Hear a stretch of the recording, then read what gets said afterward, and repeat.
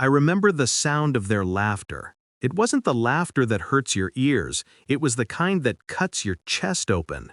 My mother's glass clinked against my father's. "Thanks for the wedding present," she said, and my sister threw her arms around me, perfume thick as poison. They laughed like thieves who just pulled off a perfect heist. I smiled back. That part was important. You can't let them see the crack, not yet. Instead, I said softly, "Check your mail when you get home." That was 3 weeks ago. The lake house wasn't just property, it was mine. I'd bought it when I was 28, my first real win after years of scraping through freelance contracts and rejections. That cabin on the lake was my sanctuary. My father helped me hang the first wind chime there. My mother picked curtains for the guest room. My sister used to bring her dates there, always calling it my brother's little retreat.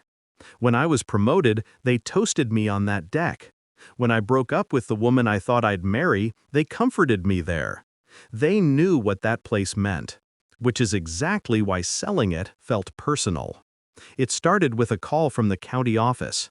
"Mr. Hale, just confirming the transfer of the lake property title went through." The what? By the time I reached my lawyer, the sale had closed. My parents were listed as co-signers on the original deed. I'd added them years ago for inheritance convenience. My mistake. They'd used that technicality to sell the house and wire the money directly into my sister's wedding fund. $150,000.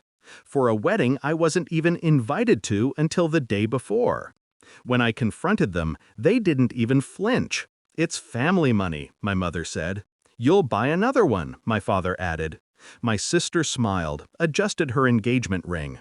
"Come on, it's not like you even go there much anymore." They laughed again. That sound became fuel. Revenge doesn't start with rage. It starts with silence. I spent that night sitting in my car outside the empty lot, staring at the reflection of the lake under moonlight.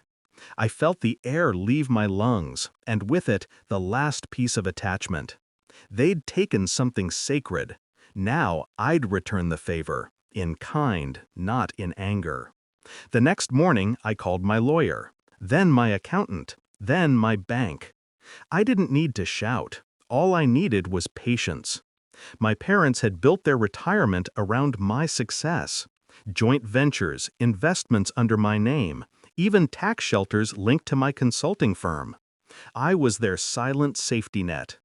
Every major asset they owned had some dependency on my credit line or my trust fund umbrella. Quietly, I began cutting threads.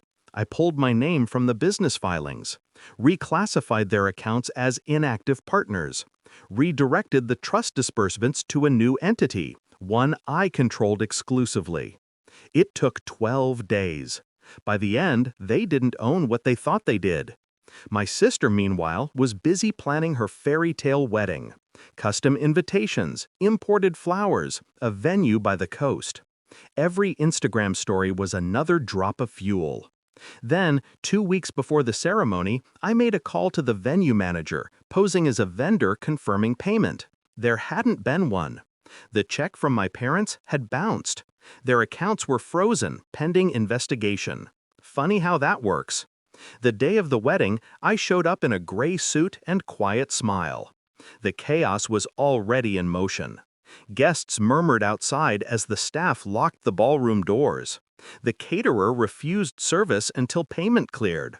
The florist packed up the bouquets.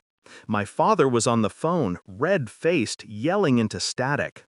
My mother was near tears. My sister stood in her gown, mascara running, whispering, "What's happening?" I approached them calmly, hands in pockets. "You said it was family money," I told them. "I just took mine back." My father glared. "You ruined your sister's wedding." "No," I said, "you sold mine." Silence fell like a verdict. I turned to leave, but then I stopped, pulled my phone from my pocket. "Oh, right, you might want to check your mail." That morning, courier envelopes had been delivered to their house. Official notices from the financial institution confirming the asset retractions, trust dissolution, and foreclosure warnings. They hadn't seen them yet, but they would. I walked out before anyone said another word. By the time I reached my car, the first message came through. Mom calling. I let it ring. As I drove past the lake that night, I rolled down the window. The water shimmered, dark and endless, reflecting the moon like glass. It didn't feel like loss anymore. It felt clean. People say revenge doesn't bring peace. They're wrong. It just depends on how you define peace. Mine was quiet, like the lake at midnight. Still. Perfectly still.